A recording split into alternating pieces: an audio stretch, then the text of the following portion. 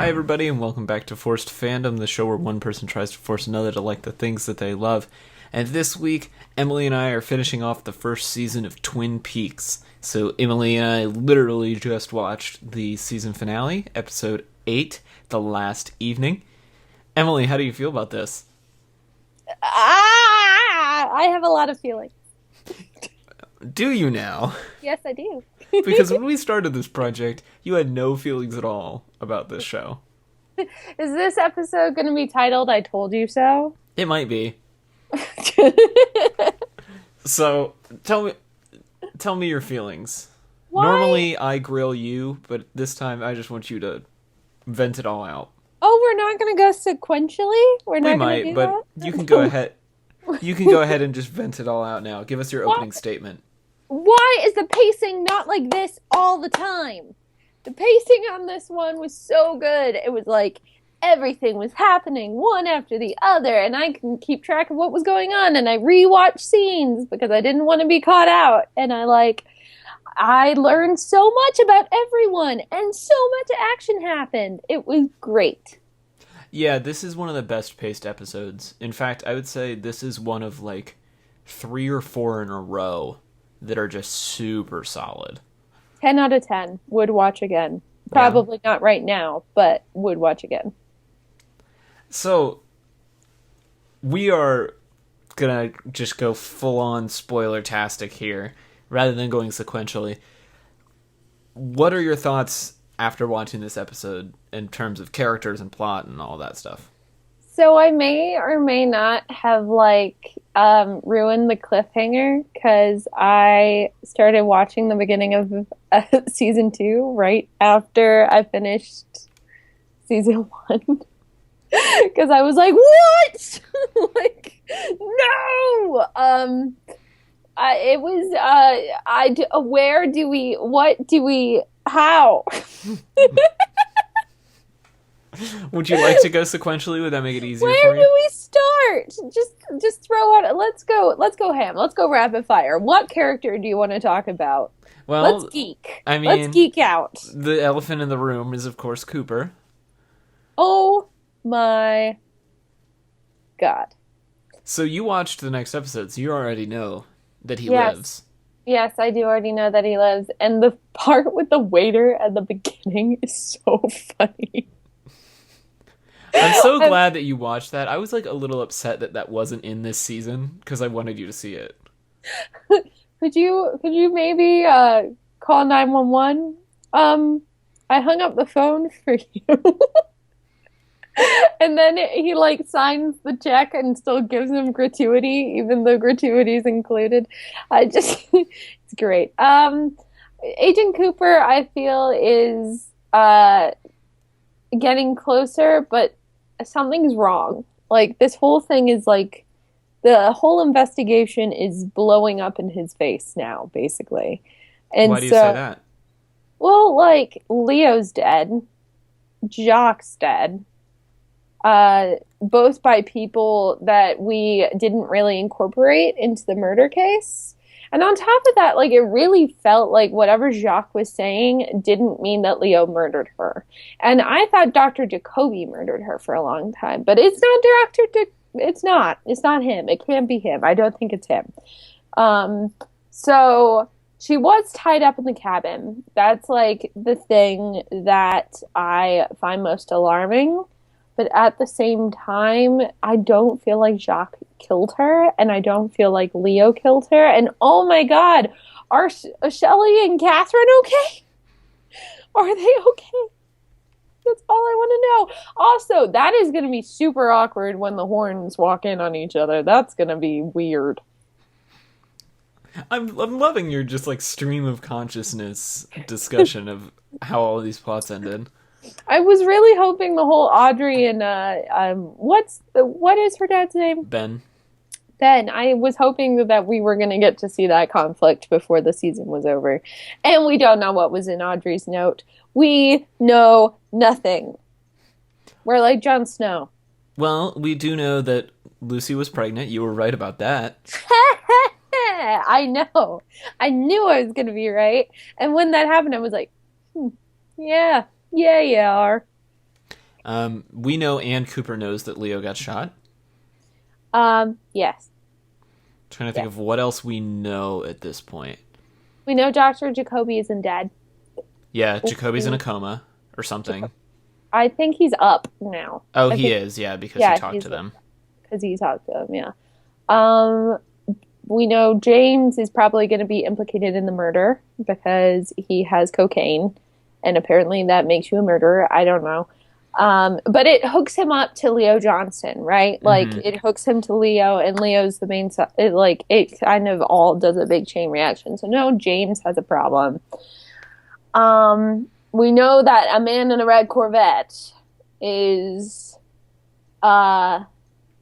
who we're looking for, but I still don't think it's Leo.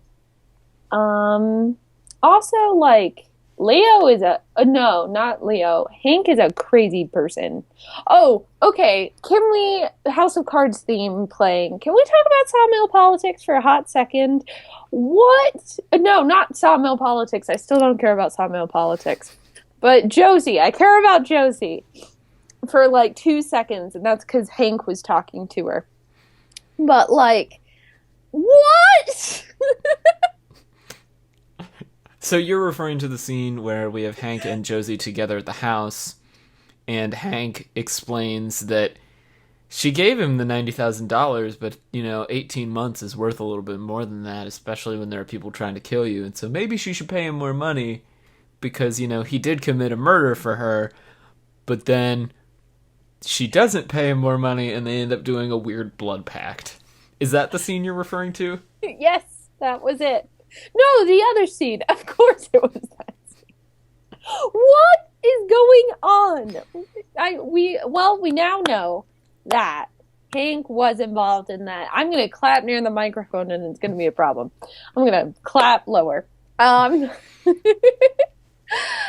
Oh my God. We now know he's in that. We know that it wasn't really a vehicle accident. It was a murder, pretty much. It was planned, is the point. Josie is not as innocent as she makes herself out to be, which is good because I don't like her. But her negotiating is flawless. We had an agreement.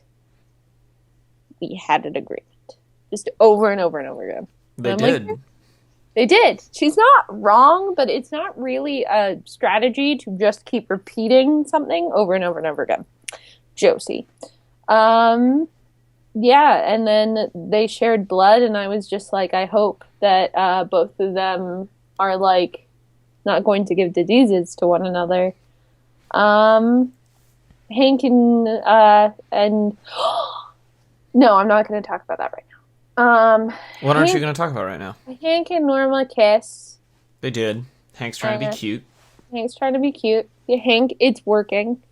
Ish. But now, bad timing, because Nadine is dead. Nadine swallowed a whole mess of pills. Actually, we don't know if she's dead. You're right. We don't know if she's dead. But I think she might be dead. Mm-hmm. You can't just swallow a bunch of pills like that and stay alive. Did you see that coming? Well, she was super depressed about, like, the runners, but, like, no, I didn't. Yeah, that one always felt a little abrupt to me. Yeah, like, you never really saw her descend, and I guess maybe it was because a lot of people aren't really interested in Nadine. Like, Nadine is kind of written as, like, a side character, like, the quirky, like, wife who is actually suffering from a pretty severe mental illness. And I feel like that's the way that, like, Twin Peaks works in a way, is it like puts a lot of humor to things and then all of a sudden, like, punches you in the face with the fact that it's a serious subject. Like, it's like, you think you're laughing at this woman, like, being weird? Oh, mental illness. Now she's killing herself.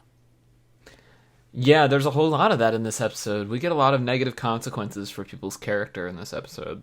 Well, like, they were going around doing things with no consequences. It's not really a good way to run a show. Speaking of people acting as if there are no consequences, so James, Maddie, and Donna do the whole Laura fake out and almost get Dr. Jacoby killed. Yeah. Still don't know who did that. Yeah, it's kind of alarming.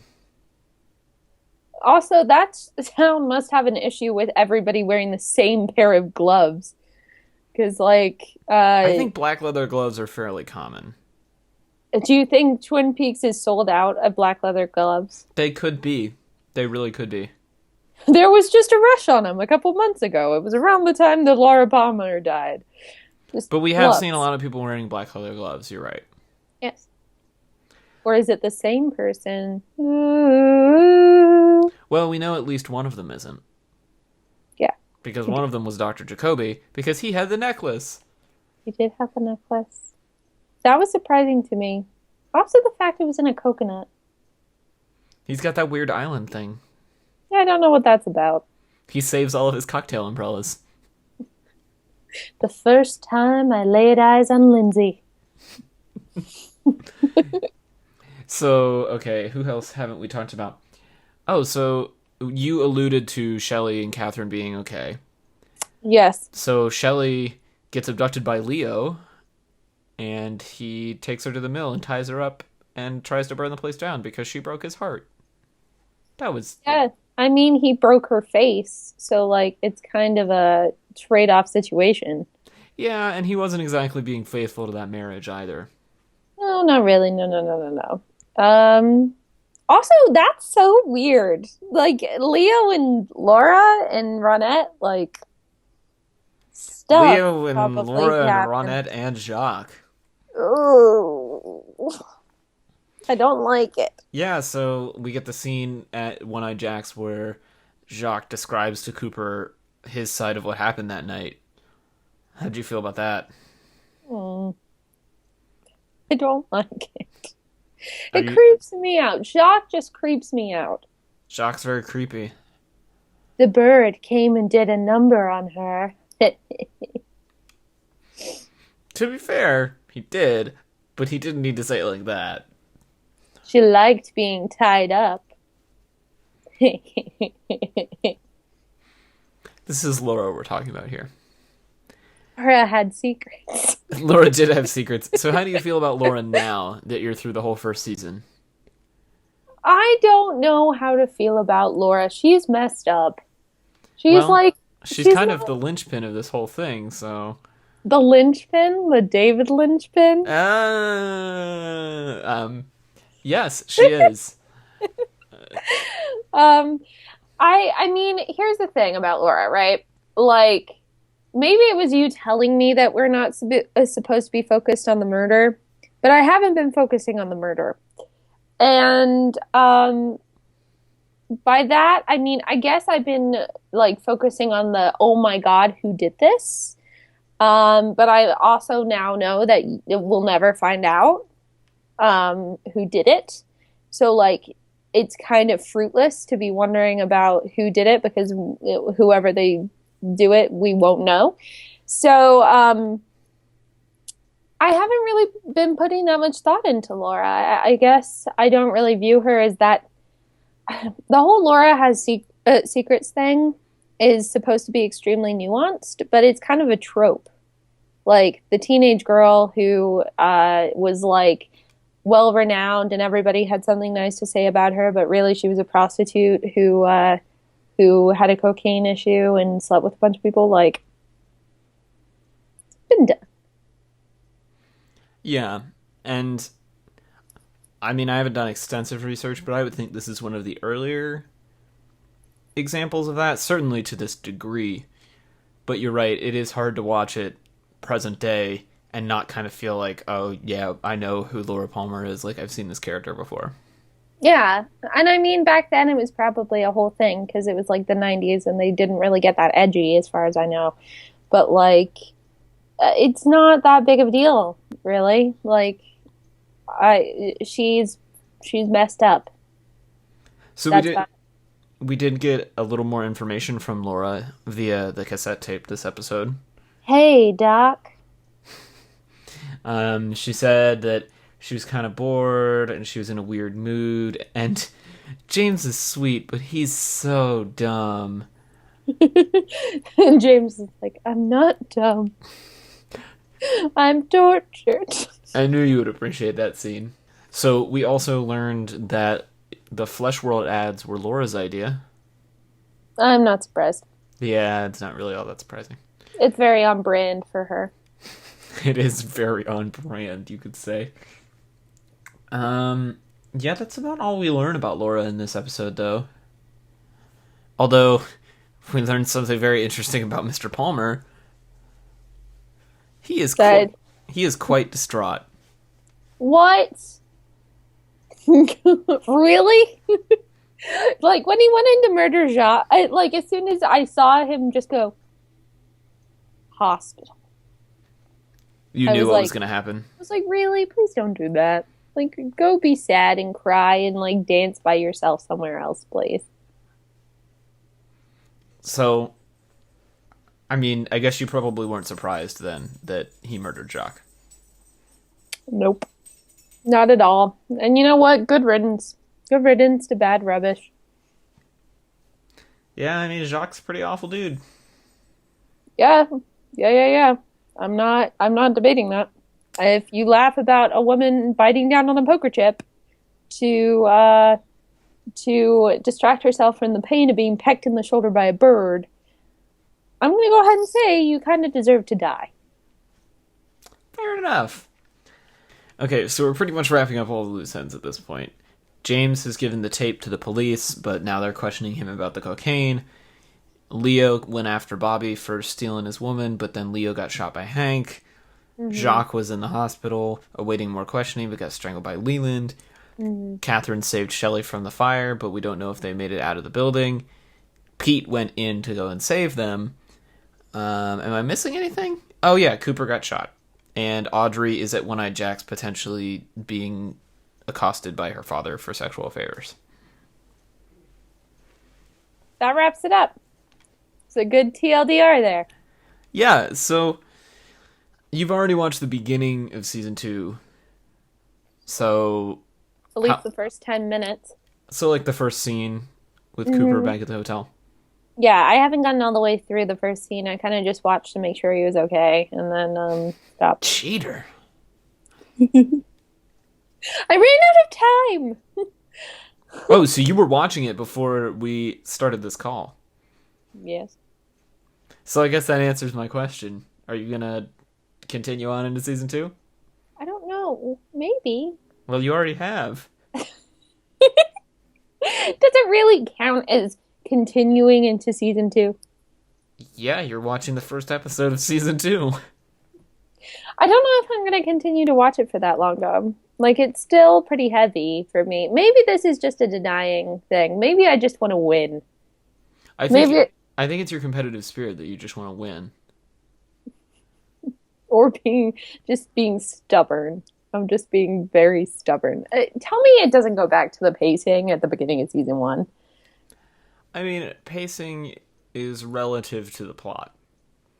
Tell me it doesn't go back to the pacing at the beginning of season 1. It never goes as slow as the first 2 episodes. Okay. I think I can deal with that. It's usually closer to like episodes 5 and 6.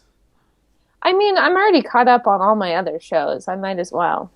Yeah, okay, so you're trying to qualify it, but what you're saying is, over the past 8 weeks, you have become a Twin Peaks fan. I wouldn't call it a fan. But you enjoy watching the show, and you engage in fan communities, so that kind of sounds like a fan to me. I wouldn't say I'm part of the fandom. I don't know. I dabble. I flirt with the fandom. You are desperately trying to get Kyle MacLachlan to retweet you on Twitter. Please! Okay, if anybody can get Kyle MacLachlan to retweet me on Twitter, I will call myself a Twin Peaks fan all the time. That will be a primary identifier. You heard it here first, folks. If you can get Agent Cooper to retweet Emily, she's in. We got another one. I'm all in. I'm hashtag all in. No, I would call obviously I'm enjoying it. Like, obviously. I enjoyed the past 3 episodes, at least. As long as there's no Red Room incidents again, That should be fun. So, is it what you expected? No, Well, that's true, because 8 weeks ago you thought this was a show about a ski resort. it is not. I can confirm. It's basically the exact opposite of a show about a ski resort. I mean, there's still like the log cabin things, but like the lodge is kind of like a log cabin aesthetic. But that's the only similarity. It's been a journey. It's been a heck of a journey. And we've talked about this before, but you seem to be getting along pretty well with the people you've interacted with in the fandom. Oh, they're so nice. Everyone in the Twin Peaks fandom is so nice. I don't think I've interacted with one person on Reddit or like had anybody tweet at me and be mean or anything to that effect. Yeah, it's a lot of people who just want to like they're one of the nicer fandoms that I've been adjacent to. Because you don't want to say a part of. They're gonna get mad at me again. They might. Last time, Taylor posted an episode in the Twin Peaks thread. He said that I wouldn't call myself a fan yet, and somebody was like, "Why? Why wouldn't she? How?" And I was like, "I'm sorry, I'm not there yet. I'm not ready to commit." But okay, all right. I'm gonna let it go. I am a Twin Peaks fan. Ish. And there we go. That's what we were looking for. You heard it here, folks. It only takes 8 weeks of a podcast to make someone a fan of Twin Peaks. Yeah. Well, now we're gonna have to see what I'm going. If I can't convert you to one of my fandoms, I'm gonna be so mad. Yeah, so for those who didn't catch the first episode, what happens now is the tables get turned, and next season, Emily's going to come back and try and force me into a fandom. Yes, I'm between two right now. Are you going to tell the people, or are you going to make them wait? I'm gonna let them decide. Oh, I'm going to. I'll do a Twitter poll too. Maybe we'll see. The two are the first one is One Direction, which is a band that I enjoy and is more marketed for slightly younger people than us. And I have been trying to get Taylor to listen to them in the interest of him being knowledgeable in pop music for a very long time, and he refuses. He just refuses outright. I do. And it's very irritating to me. And because I love them and they're great. So that's one. That's the first option. And the fandom there is very, very interesting because it's a mix of ages and ranges and all this stuff. The other one is having him watch Gilmore Girls. Because the revival is coming up, or it's being filmed right now. It was a cult favorite. It was one that I was very into growing up, and my mom and I watched it together. And it's also one that's kind of hard for guys to get into, but all the guys that I've talked to, if they give it a shot, they kind of like it. So we're just going to become the cult 90s TV podcast, is what you're saying. I wouldn't call it the. I would say probably a. A cult 90s TV podcast. Yeah. It would be the Gilmore guys are like the Gilmore Girls authority right now. They are that. They have that market cornered. They really do. It's fantastic and astounding. And I listen to it and it's magnificent. So let us know on Reddit, on Twitter, by mail? No, not by mail. But by Reddit or Twitter, what you think Taylor should have to become a fan of. Fair enough. And if they want to tweet at you for that, where can they do that? You can find me at Emily Bamforth. And if you do, introduce yourself with a GIF. Fair enough. And you can find me on Twitter at TC Olmstead. And, of course, the show will be available on dudesbrunch.wordpress.com/forcefandom. Thank you so much, everybody, for sticking with us through this season. And I guess we'll be back to do something here in a few weeks. I don't really know what's going to You, happen. you seem so excited. Can't you tell? Until then, I might be watching more Twin Peaks. You just might.